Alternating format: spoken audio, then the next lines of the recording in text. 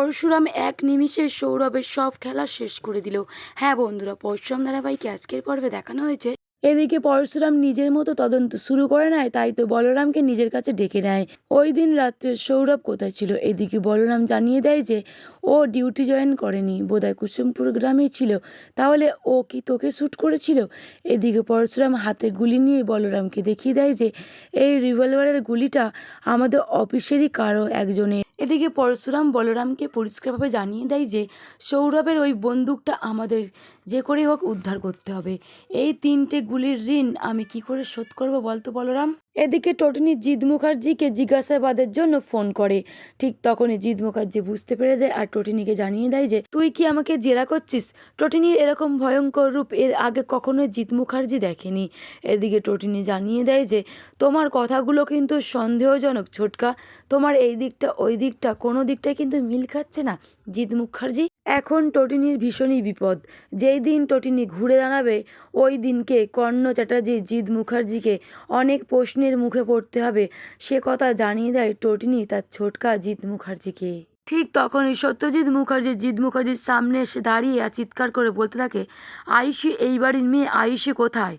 আয়ুষী কোথায় তুই বল, আমি এই বাড়ির কর্তা, আমি যা বলবো সেটাই হবে। ঠিক তখনই ওখানে আসে ত্রিপর্ণা, চুপচাপ দাঁড়িয়ে ওদের রকম দেখছিল। একটা বাড়ির মেয়ে এইভাবে বাড়ি থেকে কিডন্যাপ হয়ে যাবে, উধাও হয়ে যাবে, তুই তার বাবা হয়ে চুপচাপ দাঁড়িয়ে দেখছিস? আসলে সত্যজিৎ মুখার্জি জিৎ মুখার্জির মুখোশের আড়ালের মানুষটাকে চেনে না বা দেখেনি, তার মেয়েকে নিজেই সরিয়ে দিয়েছে এই বাড়ি। ঠিক তখনই ত্রিপর্ণা ছুটে আসে তার ভাসুরের কাছে আর চিৎকার করে বলতে থাকে, আমি অনেকবার বলেছি ওকে, ও আমার কথা কিছুতেই শুনছে না। আয়ুষী কোথায়? আমার মেয়ে আয়ুষী কোথায়? আয়ুষীর মা কান্নাকাটি শুরু করে দেয় মুখার্জি বাড়িতে আর চিৎকার করে বলতে থাকে, আমার মেয়েটা বেঁচে আছে না মরে আছে সেটা আমি কিছুই জানতে পারছি না। এদিকে জিৎ মুখার্জি ভীষণই রেগে যায় ত্রিপর্ণার ওপর আর গায়ে হাত তুলতে গেলে হাতটা সামলে নিয়ে বলে দেয় যে চুপ, আমি এই বিষয়ে কোনো কথাই বলতে চাই না। থেকে আয়ুষীকে বাঁচানোর জন্য সত্যজিৎ মুখার্জির ওপর দায়িত্ব দেয় ত্রিপর্ণা, হাতে পায়ে ধরে কান্নাকাটি আরম্ভ করে, যে করে হোক আয়ুষীকে বাঁচিয়ে আমার কোলে ফিরিয়ে দিন। ওদিকে জিৎ মুখার্জি বিজিতের কাছে তার মেয়েকে লুকিয়ে রেখে এসছে পরশুরামকে মারার জন্য। ওদিকে যে পরশুরাম বেঁচে আছে সেটা এখনও জিৎ মুখার্জি জানেনি। এদিকে পরশুরামের নিখোঁজ মৃতদেহ জলেতে ফেলা, ওদিকে আয়ুষীকে কিডন্যাপ করে নিয়ে যাওয়া, দুয়ে দুয়ে চার ঠিক বুঝতে পেরে গেছে জিৎ মুখার্জির দাদা সত্যজিৎ মুখার্জি। এদিকে আয়ুষীর মা চুপচাপ দাঁড়িয়ে তার কথাগুলো শুনছিল। এই কথা শুনে তার পায়ের তলা থেকে যেন মাটি সরে যায়। কি করবে এবার সে? জিৎ মুখার্জি কোনো কথাই শুনছে না ত্রিপর্ণার। এদিকে লাট্টু নিজের বাবার ছবি এঁকে তার মাম্মিকে কিছুতেই দেখাতে চায় না, তাই তো টটিনি জোর করে সেই খাতা ছিনিয়ে নিয়ে দেখে কান্নায় ভেঙে পড়ে। এইদিকে টটিনির মনের মধ্যে হাজারটা প্রশ্ন, যদি তার স্বামীকে সে শ্যুট করেই থাকে তাহলে ওই 3টে গুলি কোথায় গেল, তার মাথার মধ্যে কে আঘাত করলো? এদিকে সৌরভের মনে হাজারটা প্রশ্ন ঘুরে বেড়াচ্ছে, তাই তো বলরামকে এসে জিজ্ঞাসা করে যে কে ফোন করেছিল। ওদিক থেকে সৌরভকে বলরাম জানিয়ে দেয় যে তোর বাপ ফোন করেছে।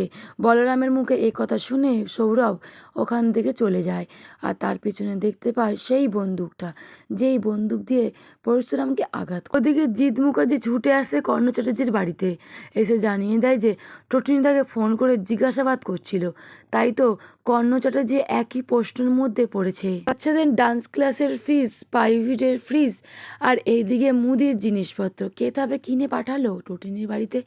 আমার মনে যেই প্রশ্ন দানা বাজছে, তবে কি আপনার মনের মধ্যে একই প্রশ্ন দানা বাজছে? এদিকে কবিরের নামটা বরাবরের মতোই পুলিশের খাতায় উঠে গেল, তাই তো প্রতিশোধ নেবে বলে পরশুরামকে শ্যুট করে টটিনির ওপর রাগটা মেটাতে চাইল কর্ণ চ্যাটার্জি, জিৎ মুখার্জি, কবির চ্যাটার্জি আরও অনেকের সঙ্গে জড়িত।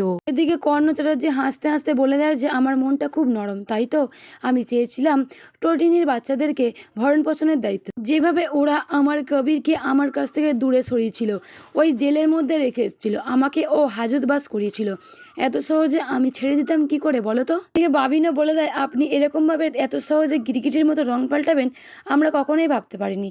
ঠিক তখনই বাবিনকে গালে ঠাঁটিয়ে এক চড় মারে কর্ণ চ্যাটার্জি। এদিকে জিৎ মুখার্জি কর্ণ চ্যাটার্জিকে জানিয়ে দেয় যে তার জীবনে সে অনেক মানুষই দেখেছে, তবে কর্ণ চ্যাটার্জির মতো মানুষ দেখেনি এরকম শয়তান। এরকমভাবে উন্মাদ খেলায় নেমেছে কর্ণ চ্যাটার্জি, জিৎ মুখার্জি।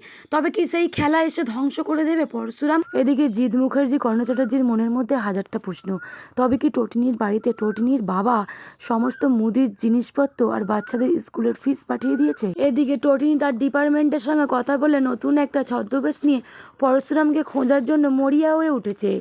এদিকে পরশুরাম একের পর এক লোককে শ্যুট করছে। সামনে পড়ে গেল সৌরভ। তবে কি এবার ছেড়ে দেবে তাকে, নাকি ওকেও শ্যুট করে দেবে? যদি এমনটাই আপনাদের কেমন লাগবে অতি অবশ্যই কমেন্ট করে জানাবেন। ধন্যবাদ।